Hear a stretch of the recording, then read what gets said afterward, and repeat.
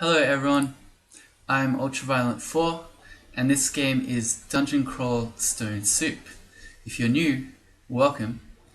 My thing is that I play crawl with a whole bunch of sound effects going off in the background. So if we're lucky we might get some planes, some trucks, sirens, that sort of thing. At the moment you're hearing what is quite a severe thunderstorm.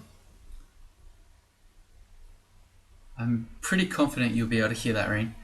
So that will lend a bit of a water theme to this episode, which you'll see in a little bit will be quite appropriate.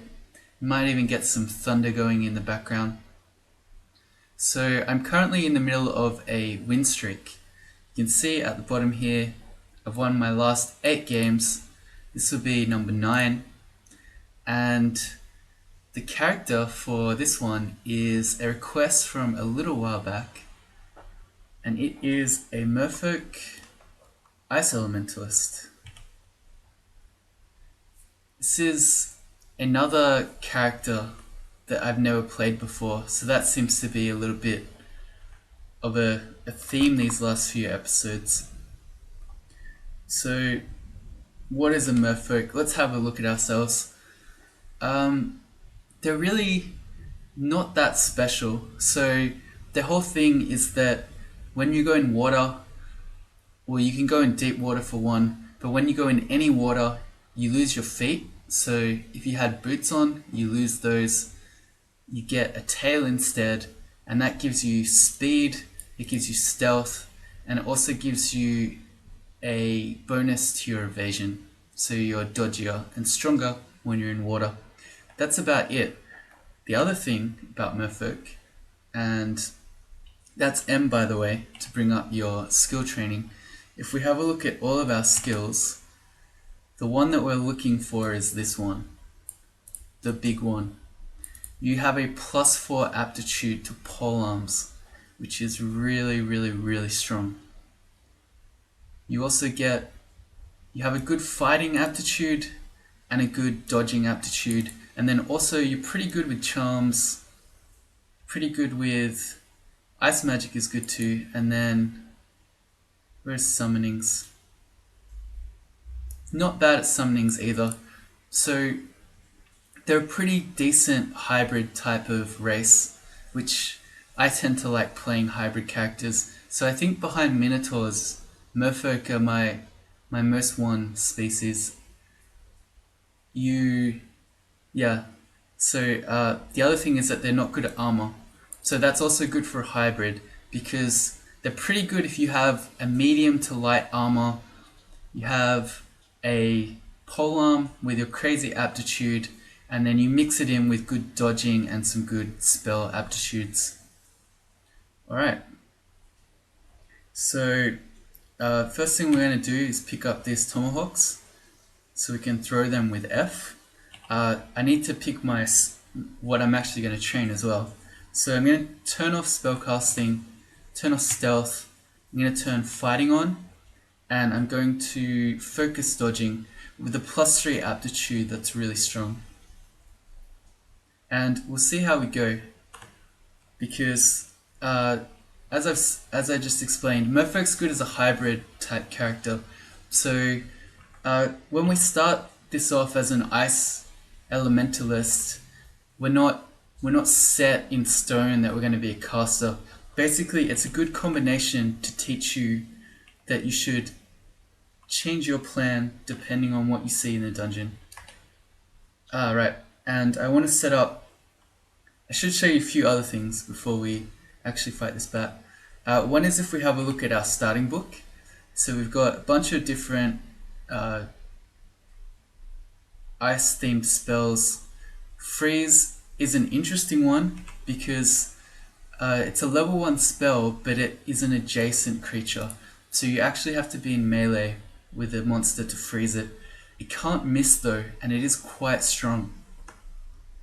Throw Frost is similar to your Throw Flame if you saw me play a Fire Elementalist. You get full screen, you throw, it's a conjuration. Ozokobo's armor is one that I don't really like so much anymore. It was basically insanely busted, so they put on a move speed penalty. So you get extra armor from it if you have light armor. It doesn't, if you have heavier armor, you can't even use it at all. Spell will not function for casters already wearing heavy armor. But I tend not to use it so much now because the movement penalty, I don't know, I don't like it. Throw Icicle is a stronger conjuration, and then we've got a summoning spell thrown in here as well to summon Ice Beast. So the first thing I'm going to do with my tilde key is, we say it's the first thing, if we pretend that we haven't started fighting this bat, is I then hit M and I make a macro. And the macro that I want is ZA and dot, because dot is the enter key. So if I do ZA, it'll still be targeting. So I still need the enter, which is what the dot in my macro does. So I hit that macro key and there we go. I'm going to shut this door to heal up so no more monsters come at me. And then I'm going to throw a tomahawk and we insta-killed it. That's good. Alright. A leopard gecko I don't want to fight just yet. They move faster than you, so it's a dangerous, very early enemy, because if the fight starts going bad, you can't then run from it. You can't, say, run around and heal your magic points or HP. And you'll notice that I'm manually exploring rather than auto-exploring. And I got asked about this just recently. That was really good, that kill. And someone asked me, why don't you auto-explore? And it was a good question because I hadn't actually thought about it before. And I think it's worth explaining. So if you auto-explore, you've got no control over where your character goes. And especially on level 1, as in when you're XL1, but even just on the first floor of the dungeon when you're quite weak, you don't have any tools to escape things from curing, etc. There are lots of... Oh, that was some thunder. There it is. That's pretty cool. That's a big one. So there are lots of little natural features that can help you, and some things, some situations that, depending on where you are, could kill you or not. So one of the things is that you want to try to be, where possible, near hallways, and you want to avoid open areas. So if you suddenly came upon a jackal pack when you're XL1, that's a really dangerous pack to fight, but it's much better if you can be in a hallway to fight them one at a time like this, rather than being surrounded by 3 or 4 all hitting you. That's one. Another one is that you want to try to stay near things like doors, because a lot of monsters, this gecko for instance, can't open doors. So if you're unlucky enough to meet an early adder or something like that, you can always shut a door on it and then it can't get you. But perhaps the most important one is that you want to find, this is kind of a two-part. One, you want to find pillars, so things like this. A pillar is basically just a wall structure that you can run circles around. So you want to find them and you want to be near them, so if need be you can run around them. Hey, there's Peck. Peck. So that's partly also why, rather than running out here to fight the leopard gecko, it's dangerous, but also I'd rather explore around this little starting room that we found. So now if I need to, I can run around it and heal. And the second part of that two-part point is that if you auto-explore, the auto-explore will sometimes just run you one long direction, in one long direction. So say this corridor is really long. It might have other ones branching off it, but if it keeps going, and the auto-explore might just run me all the way up here. And so then, oops, where's my screen going? Give my character back. Okay, we're back. Never had that happen before. So say you were unlucky enough to find a D1 null, and you were all the way up the long hallway that we just pretended existed. If that null is then chasing you and shouting, it might draw in enemies from side passages, in which case you then get trapped between a null and a new pack. You're better off, rather than exploring in one direction, kind of clearing a whole area so that if you need to run from something, you then know that you have a lower chance of monsters coming in from the sides. And Peck's gonna be like, why are you playing so slowly?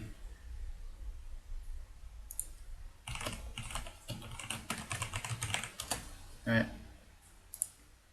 Okay, so there's actually one more. There's one more, and this is kind of a weird thing in the way that line of sight works. And that is that if you move in cardinal directions, as in up, down, left, right, and don't use diagonals, you actually reveal fewer tiles every time you move. And we'll deal with this kobold, and then we got dodging to 3. I'll demonstrate. So let's go down to this corner. Alright, so rather than taking the diagonal around this corner, we went straight. So say there was a pack of monsters in this corridor. If there were 2 here, we would have just seen 2. But if we went diagonally around, we would have been on this tile, and see how it just revealed extra line of sight.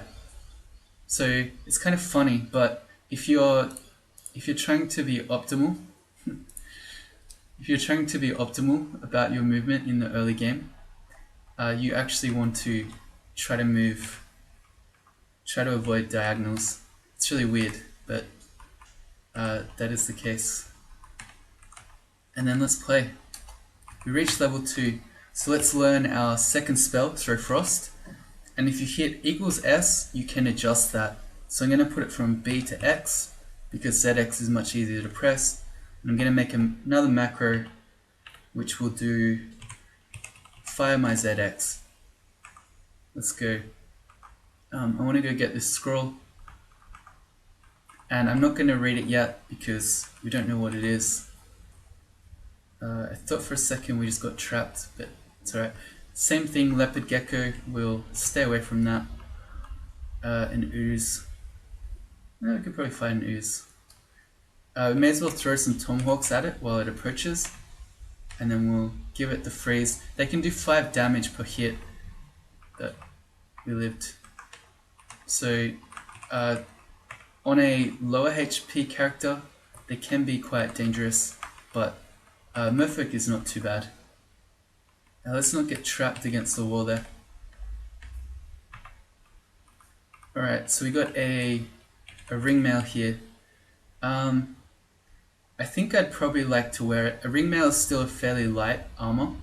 So if we have a look, we have 2 points of AC at the moment, 13 EV. If I wear this, and we hope it's not cursed, it's not, I go to 5 and 11. So I've gained 3 points of AC and lost 2 of EV. So it's probably worth it in that sense. If I hit Shift I, I can see my spells. And as long as I keep using freeze, which is probably what I'd prefer to do anyway, 17% is still fine. And that will get better as we keep training ice magic anyway. Alright, there's a D1 worm. That's quite remarkable. They can do up to 11 damage per attack, but they're very slow and they can't open doors. So I can just try to kill it, and then if it hurts me, I'll walk back inside here and shut the door and then heal up. But I want to take this slow because it can do 11 at once. Yeah, I don't think that's working. We're already out of mana. Alright, we can go again. This represents quite a bit of HP experience if we can kill it. I'd kind of like to, because I kind of also don't really want this worm just wandering around, because it potentially, say I'm now running from something and then I happen upon the worm, who then hits me for max damage. But I don't think we're capable of killing it yet, so we're going to go this way. They have high HP regen, so unless you kill it outright, you're probably not.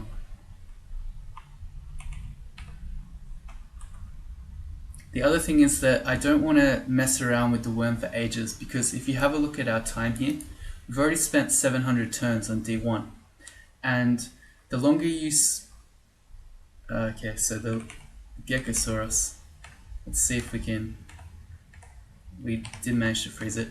Fortunately, freeze is very good against monsters that are reptiles, because it freezes them and slows them. So once you freeze a monster like that, they're much less dangerous. Okay, so there's an out of depth timer that's designed to stop you from just spending thousands of turns on a floor and killing all the monsters for lots of XP. And then if you do that, it will start spawning out of depth monsters, which by about 1,000 turns on D1, it's probably going to be in effect. So we don't want to spend 800 turns fighting the worm over and over, or we'll mess ourselves up with out of depth spawns potentially.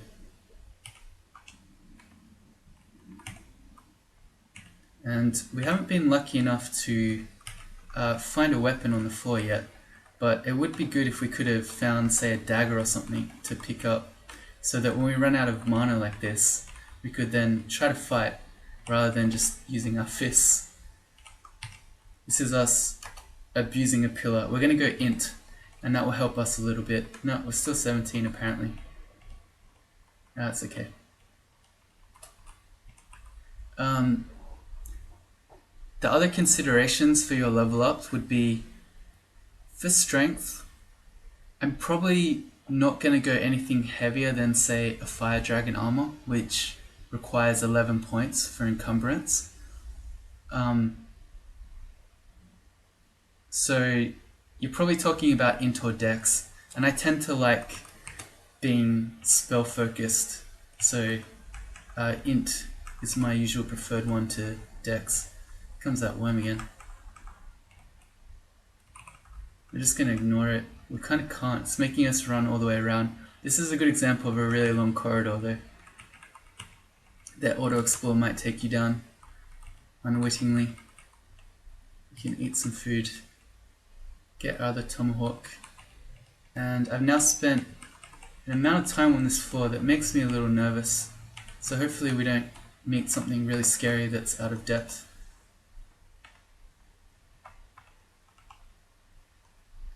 Should throw things. And I've started auto-exploring now, and that's because I'm not as afraid now.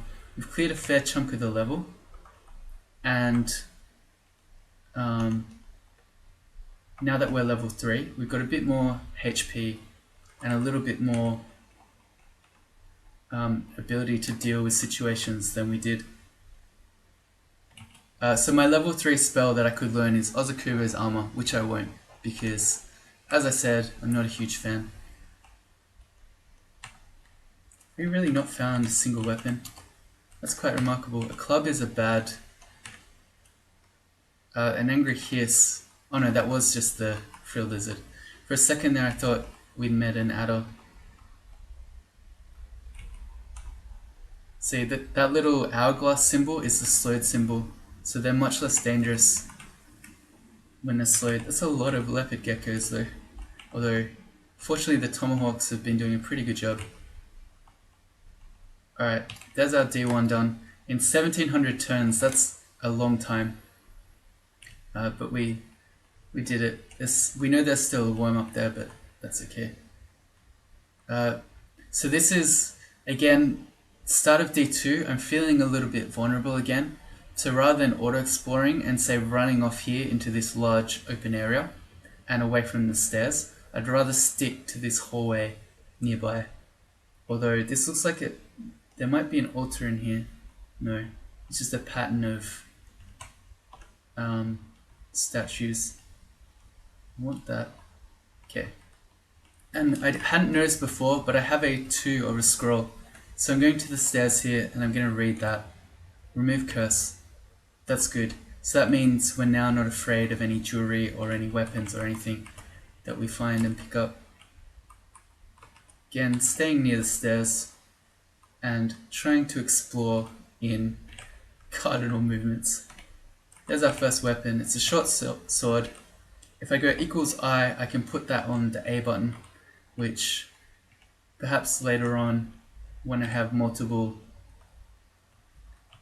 weapons, you'll see its use for that.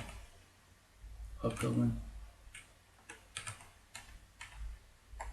Alright, Ice Magic to 4. Well, we haven't found any weapons, so I'm happy to keep training Ice Magic.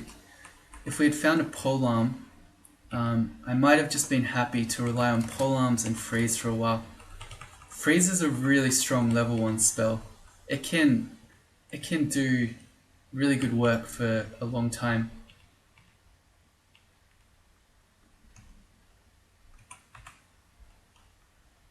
Alright, so now that rather than charging out into this open area, we've explored all this area down here. Now I'm happy moving out this way. There's a dart slug. Alright, let's just play it safe and let it come to us, rather than fighting it at range when it's strongest. And I'm heading back towards my tomahawks. Alright, here's an amulet. We've already identified remove curse, so I'm happy putting it on. It could be harm, in which case we're unlucky, but a lot of other things would help us. Magic regen. That's really not bad.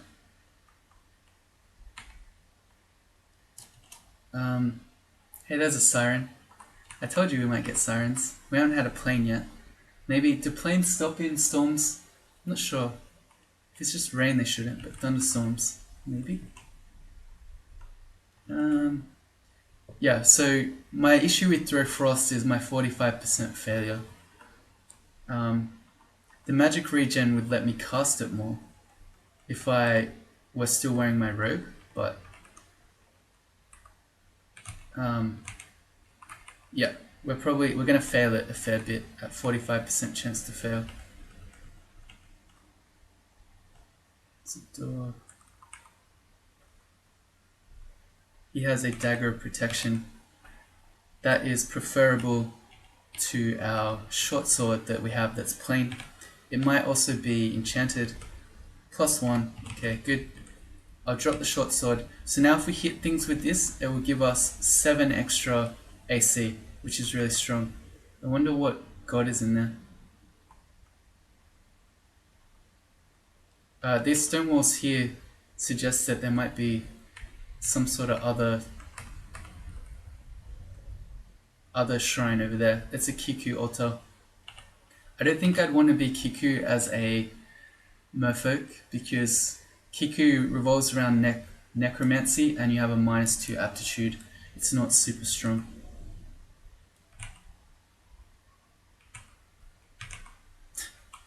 He was just happy throwing stones at us, but our tomahawks were better. That's a whip. The protection dagger is better than a plain whip. Alright, let's check this. This might also be some sort of altar or something crazy. It's a stone room with a door on it. Okay, well there's an adder. So that's a bit scary. Fortunately, adders aren't as bad for Ice Elementalists as they are for a lot of other characters. And that's because adders rely a lot on their evasion, which with freeze you can't miss, but also freeze slows the Anacondas, not Anacondas, the adders. So unless you get really unlucky, which we did not, you usually kill them. And I said over here might be an altar, so I want to come back, see if this is... Hey, and there's deep water. Alright, that's a D2 Fedus altar. I think we're probably playing Fedus then. Alright, and I've got another 2 of a scroll. Well, no, let's think about Fedus. You see, I just got a tail. You see the art change from boots into a tail. And these other jackals are thoroughly confused about how to get to me. Alright, so Fedus. If we have a look, Fedus is the god of plant and fungal life. I think Fedus is probably a she. I think that's a fairly commonly held belief as well. She demands that followers encourage the decomposition of corpses. She doesn't like some particular necromantic effects. And yeah, okay. So here are our abilities.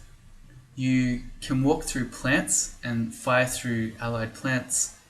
You can turn corpses into toadstools, and they're mostly the main things that you care about. Fedus is kind of a funny god.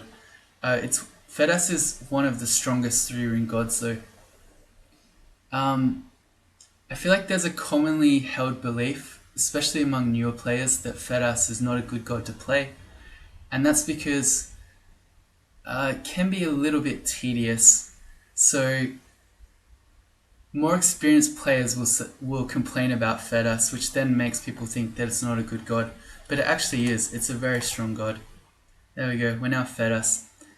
And there is one annoying thing that they did though, and that's fungal bloom. Is that our prey? Yeah.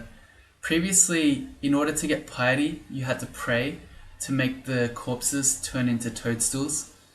Because they removed the pray function, if you press B now, nothing happens. So they made it an ability instead. So what I'm going to do is make a macro on my P key that pretends that it's pray, because it's much more annoying pressing AA than it is just pressing P. And oh, cool. Normally this would be a dangerous if you wanted in here, because the Oclobs would kill you. But now that they're neutral, we can grab this fruit. And this is actually really good, because a lot of your abilities as Fedus rely on fruit. So we've already got 7. And if we have a look at them, if you inscribe the fruit with an exclamation mark and an E, it will stop you from accidentally eating them. You don't want to eat your fruit with Fedus. They're way too valuable. So now if I try to eat it, it will say, do I really want to eat it? And in this case, no, I don't. Hi, YouTube. Alright. So then, the other thing about Fedus is that you gain piety. Oh, I immediately forgot what I wanted to do. I need to pray on corpses now. You gain piety quite slowly, but that's okay, because for most of the game, you only need to have 1 point of piety. And you'll see soon, that's Crazy Youth. We don't want to fight him on D2. He has a weapon of chaos, so he could roll electricity, or he could roll banishment and abyssos, etc. Alright, we just found that there is a sewer on this level. I'd like to read my scrolls. Let's grab this one. And we're going to do it on the stairs just in case we get teleport. So now that we're not looking for a temple, because we've got our god, there's no reason to hang on to them to find magic mapping, so we may as well do it now. And if we get magic mapping, we'll find out where the sewer is. Immolation, let's get away from the rat while it's immolated, because it will explode. ID. Let's ID our 2 potion, Berserk Rage, and also we'll ID Purple Potion. I think that answers our plane question. I don't know if that was loud enough for you to hear, but there's a plane flying over at the moment. Teleport, so we go back up. We get teleported and I guess I can pick a new stair. We only have 2 stairs down because one of them is inside this little Kiku Vault area. So Fortunately, there's nothing too bad at our 2 stairs. A worm. We could fight a worm now. We've got some extra magic and some extra power on our freeze. Right, I'm still training ice magic, yep.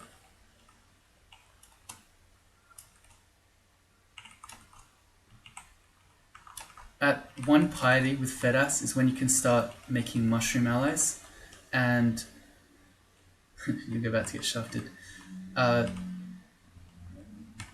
As with all sorts of summons or allies, you can reach through them. So if we can find a polearm, that would be really good with our allies, because we can allow them to tank for us while we reach through them. It was kind of like if you watch my Octopode game when I played with Hep. I'm going to read the scroll. I've already found teleport, so I'm not worried about that. And here's our sewer. May as well step into the water because I get my dodging bonus. You can see I have 15 evade in the water, and if I step out, I have 12. So that's the deal with that. I'm going to rest before I go in. I'm risking the drain closing, but I feel like I haven't been on this floor that long, and some entrances, this exact one, will immediately put you surrounded by enemies. So I want to go to the door, just in case this goes badly, then I can walk out again. And I want my freeze to be on the river rat, which is the more dangerous one. The river rat. Yeah, okay. Alright.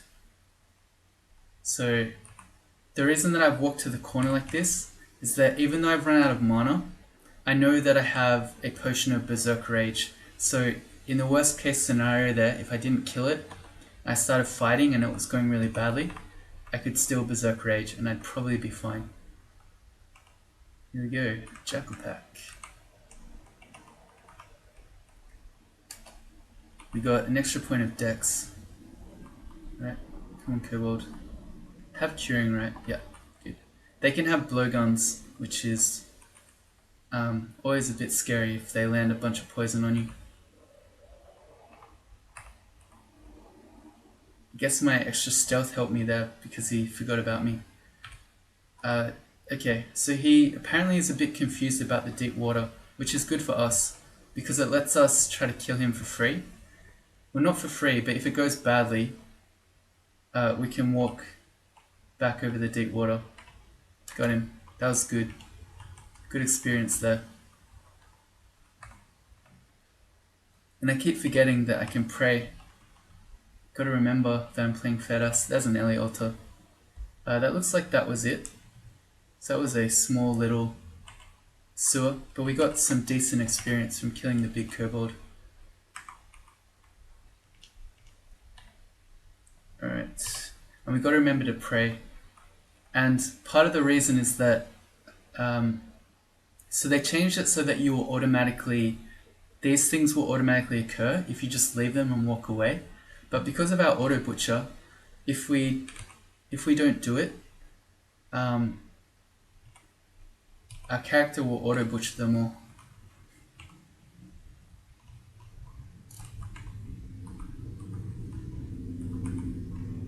Okay, let's remember to do it. We found some boots. That's an extra point of AC. Got up to 6.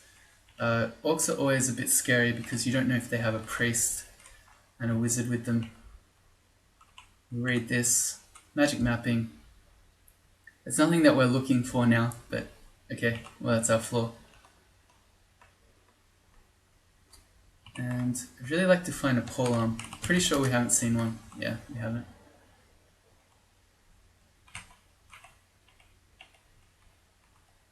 We also haven't seen a sling either. Nope, just a lot of bullets. Dodging to 6.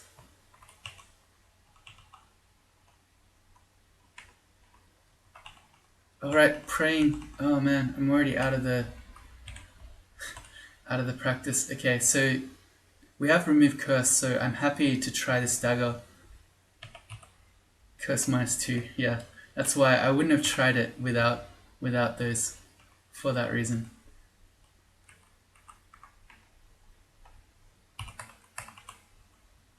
And this one is fear. Right, it's good to have. Okay. Yeah, see there's a priest. The good thing about this priest is that it has a trident. So we know that we're going to get a trident if we can live through it. But I don't want to fight all those orcs, a priest, and a wizard at once. In fact, I probably don't even want to fight them one at a time. But that's okay. I could go up the stair, but I feel like I may as well pull something with me. Let's see what this...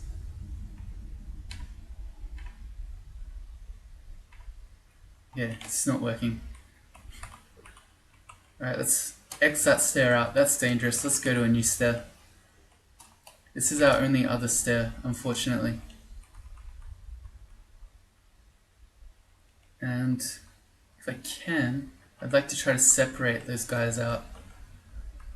I kind of do want to fight the priest because we really like that trident. It's a polearm and it's a very strong polearm. Ooh, we immediately ate a smite, so that's no good. We want to go back to the stair or really just away. It's probably far enough.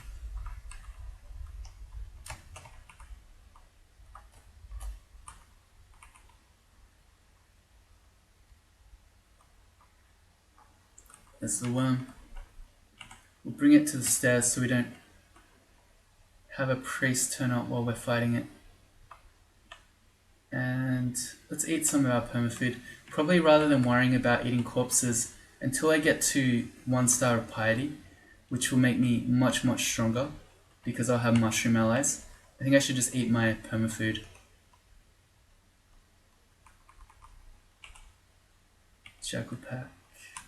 Should probably just throw a tomahawk at one. Pull them over. Reach level 6. So it's the same question. Do we want dex or int or even strength? But if we're talking about strength, we're talking about quite a while in the future. So I think I'll just go int again.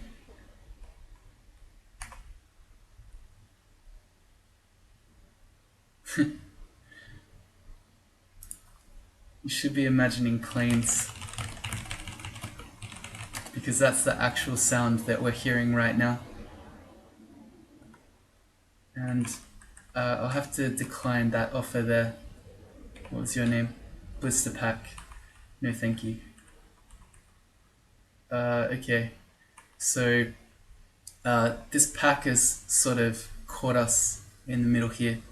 So we could... the orcs shouted, so they're probably all about to come to me. What I can do is I can start fighting them, and then I could... Well, I've only got 1 teleport, but I could use it to teleport away. Because I don't... Oh, the priest came to us. That's really good. Is it? Okay. The question is, do I just want to berserk rage? I feel like maybe I do. Yeah, let's do it. We'll just zerk him. And then hopefully the wizard now doesn't turn up. He did, but our slow's gone, so we got lucky again. Alright, so that went pretty much perfectly as far as it could have gone. So let's wield this trident. Well, maybe we won't wield it just yet. Hey, look at all our mushrooms we made, toadstools. But we will certainly want to train our fighting. So I think I'll stop focusing dodging, and then I'll turn polearms on focus. With my +4 aptitude, we'll very quickly have that trident at min delay.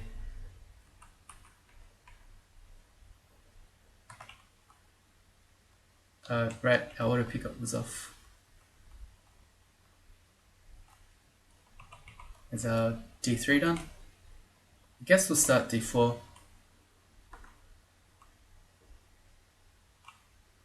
It would be good if I could get to a point of piety. And then once I get a little bit more skill with my trident, which actually won't be long, then I'll switch to the polearm. rather than this dagger. An iguana's a bit scary. I think I might just leave him alone for now. I think they can be frozen. Maybe they can be slowed by freezing attacks. Iguana. They're cold-blooded, so yes, they can. So actually, the iguana's probably not too bad because I can slow it with freeze, much like that leopard gecko. An ogre. Okay, do you see me? Yes. That's bad. They can do... Well, he can do 37 damage in one go. So I'd rather not fight him with 46 HP. Maybe...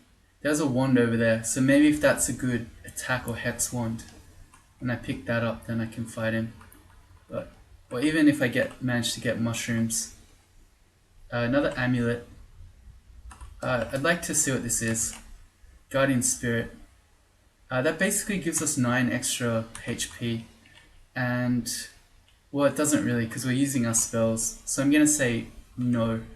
Maybe eventually, but not before we're able to use our trident as a standalone way of killing things. Because otherwise, once I get hurt, I'll lose my magic points, which means then I can't use freeze. And we can see summon Ice Beast is at 0. I would have to train summoning for that, which I could, but probably will use it in a little bit. There's no hurry. Yep. The amount of goblins there makes me think that this might be Robin that we're about to meet. She's usually not too bad of a unique as long as it's a Wand of Acid. Okay, that's really good. She's not too bad as long as she doesn't have an attack. Oh, I keep doing it! Oh, I gotta pray. I'm so out of practice. As long as she doesn't spawn with an attack wand, she's usually fine. And you don't get... There she is. Trapped in a hallway at low level between her and her goblins. We have a Wand of Acid, so I feel like we can probably reliably fight anything we find on this floor. We don't have ID though, but still, we want to acid this ogre. Got him. Immediately our Polearms gains 2 levels from that single ogre. Let's try this one. Let's... Gourmand. That lets you eat whenever you want. No. And let's read this scroll. Recharging. We'll put it on our acid. As soon as possible, I'd like to ID that. Because otherwise we'll be wasting charges every time we acid something. We got ice to 5. I think for now I'm going to turn that off because 5 ice magic is fine to keep freezing things, but I'd like to get my polearms going as a proper weapon. We're already at 2.4. A little bit more and I'll switch over from this dagger. May as well get some tomahawks as this approaches. A D4 Scorpion is really scary because of how much poison damage it can do, but we have curing already, so it shouldn't kill us. The iguana as well. We found out it's cold-blooded, and we can also acid things. And I've just noticed we have 1 star of piety already. So the next corpse we find, it's mushroom time.